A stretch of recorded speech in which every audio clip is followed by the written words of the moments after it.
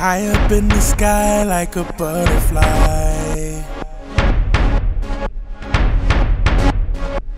spellbound by a silent cry. Had me wrapped up inside your web of lies.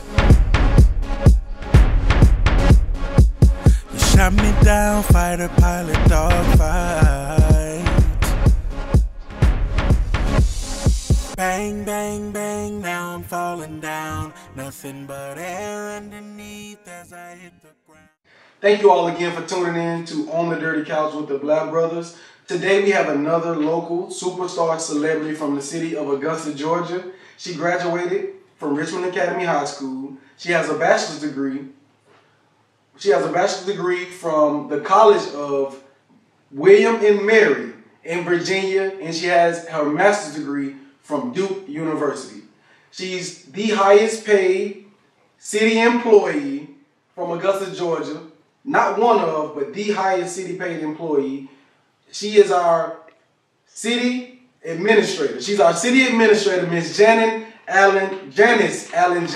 Let's welcome her to the On the Dirty Couch right now. Thank you. How are you today? I'm doing great. Thank you so much. It's an honor and a privilege for you to be on this couch today. Thank you so much for coming. Glad to be here. Now, the first topic that we want to talk about is you being the highest paid. You come straight from the city of Augusta, Georgia. I know it's a lot of our young black girls that are watching, girls period, that are watching you right now. How did you accomplish that feat? You know, I was always told very early on that you had to focus on your education. Every day you went to school, you had to go out and do your best. That was something that my parents instilled in me from an early age. And I just loved learning, and just then, after securing my education, I had to focus on what I really wanted to do for a career, and I thought local government would be my mission and my ministry. So I think that that's where God has led me to be. And you have been in government how long? How long have you been in? Really, for my entire career, I took a brief detour into private consulting, but for the most part, since the late 80s, this is what I've been doing. Wow. Now, you've actually moved a little bit. You haven't been in Augusta all your life. You actually moved. That's one of the things. Yeah, I graduated from Richmond Academy in 1981, went off to college. I learned in my field in local government, you have to get the right experiences in the right places to prepare you for where you want to go. So I've looked at every opportunity as a stepping stone. So yeah, I worked in Prince George's County, Maryland when I first finished Duke University. Did about 3.5 years there, moved to Albany, Georgia. I was an assistant city manager there for 3 years, and then city manager for 9. Then I went to Mecklenburg County, North Carolina, where Charlotte's located, and I was an assistant county manager there. So just been kind of progressively moving up in terms of size of community, and in this instance, maybe stepping back in size, but up in responsibility, being the lead person here in Augusta. So that's one of the things that a local government career requires. You know, you need to be mobile and need to take that next opportunity when it comes your way. Absolutely. Now, you had a little, I wouldn't say setbacks, but you can kind of tell the story of what happened with former Mayor Deke Copenhagen, because he actually had 3 people that he had in mind for your position, but neither one of them got the position. Can you tell the people that story? Well, actually, I was one of the 3 that was interviewed. I was one of the 3. The way our charter is written, the mayor has responsibility for identifying 3 qualified candidates to be interviewed by the commission. I was one of 3 candidates that was interviewed in July of 2014. We actually applied for the position in May. I think the application deadline was May 9th. Got a call to come in for an interview in July. And then it was 2 or 3 months after that before the commission could make a decision to who they were going to hire. So, you know, anytime you have a lot of people trying to come together to make an important decision, it can get bogged down. And unfortunately, that decision did get bogged down. But they made it around late September, early October, and I came in to work in mid-November. Wow, that's amazing. Now, being a woman, how did that affect you being a woman? Like, you know, this is like a man's world, like the politics and things like that. So how did you feel being a woman in that? It really kind of is. Of the 3 candidates that the commission interviewed, I was the only female.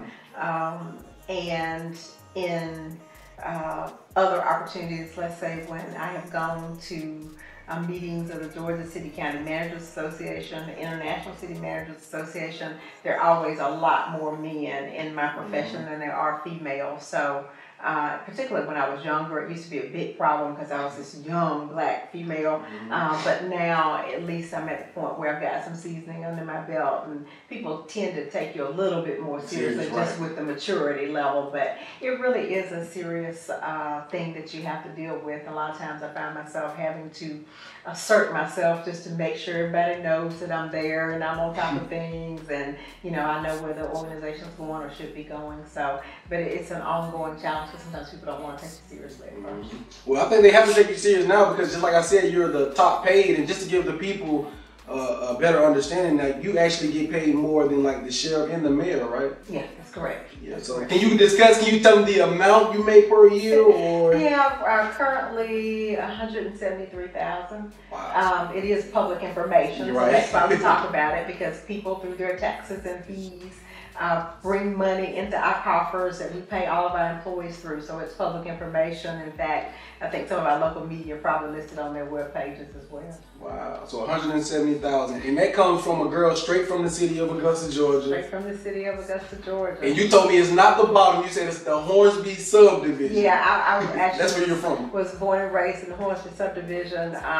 Just my historical note, I like to let people know that Hornsby subdivision was the first platted subdivision in Augusta that was designed for blacks.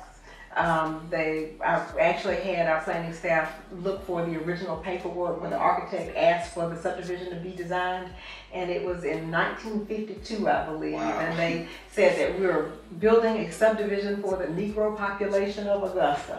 So they used the word Negro. Yeah, they did. That's what they said in 1952, 1953.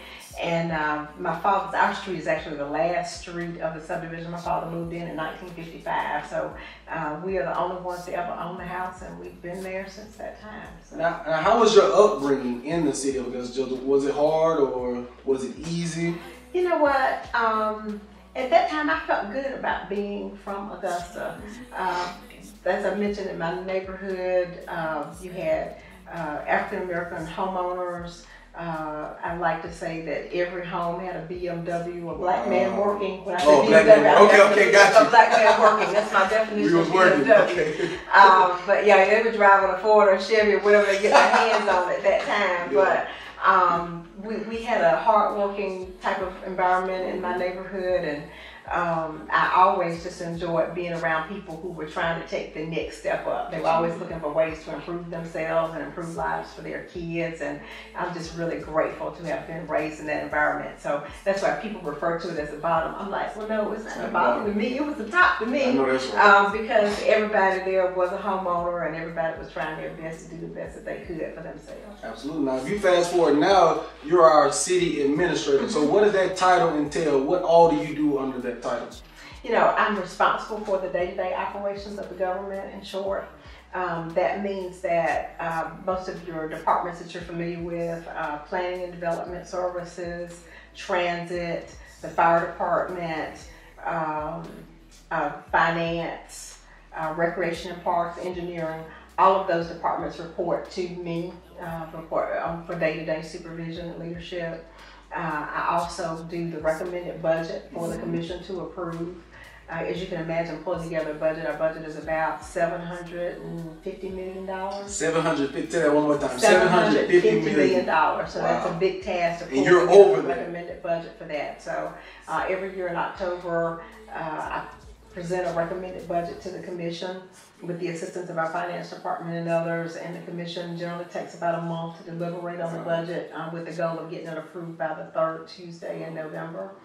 And I'm pleased to say that I think in the past, sometimes it may go into December, January before they can get it approved. The commission has approved my budgets pretty much when I got them into about, they tried to meet they've met the deadline of getting it done by the third Tuesday in November. So I'm proud that I've been able to work with the commission and with staff to come up with budgets that are realistic for the organization. That's amazing. Now, what's some key things that are included in the city budget? When you think about the city budget, it's basically going to be a reflection of everything we do. From salaries for our workforce, you know, the organization has 2,800 full-time positions, so that covers the salaries for all of those folks.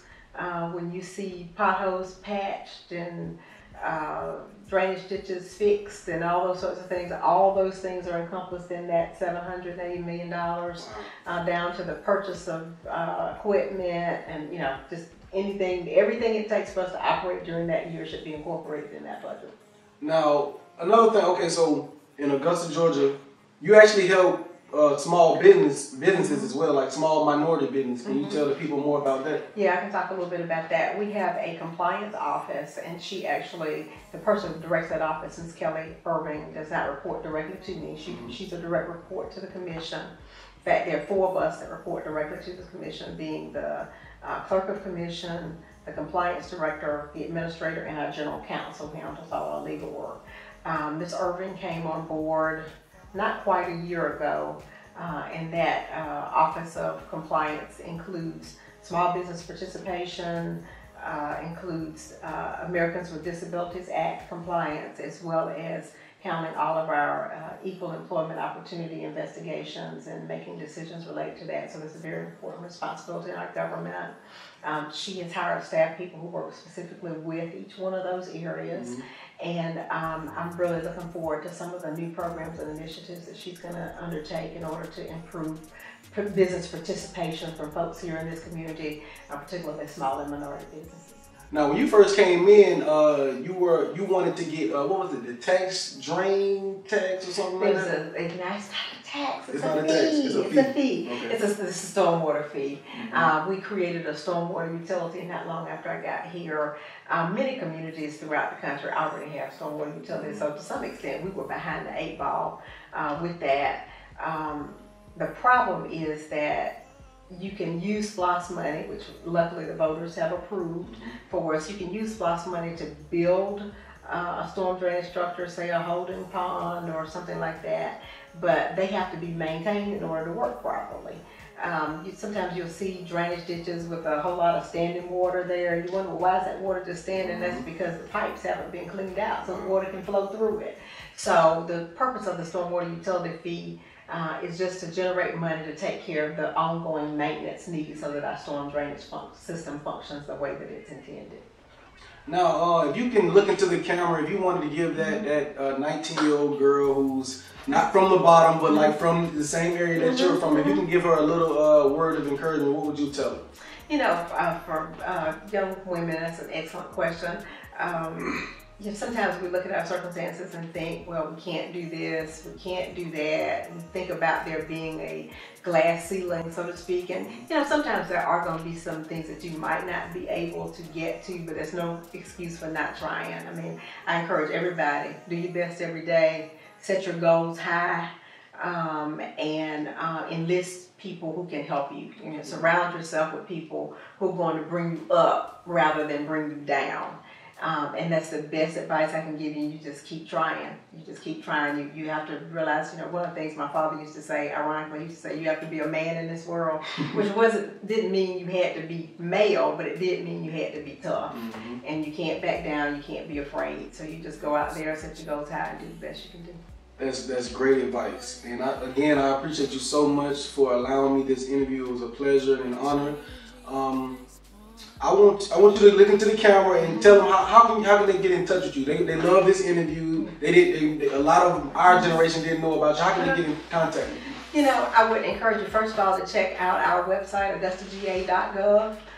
That's where all of the basic information about the organization is listed. You can look at our budget and various other things. There is a link there under the departments for the city administrator's office, so you just click on that link. There's an email address there as well as phone number for our office and a lot of general information to help you become more involved about the city. One of the things I also tell people is come to a commission meeting every now and then. Sometimes they get you wonder what's going on, and you wonder how people make decisions. You know, how did we wind up with this? You know, if you sit in on a couple of meetings, that'll give you some insight into how local government works and how you can take a better role in advocating for yourself, your neighbors, etc. So those two things, you know, checking the website, you can see how to get in touch with me directly. Our office number is 706-821-2400.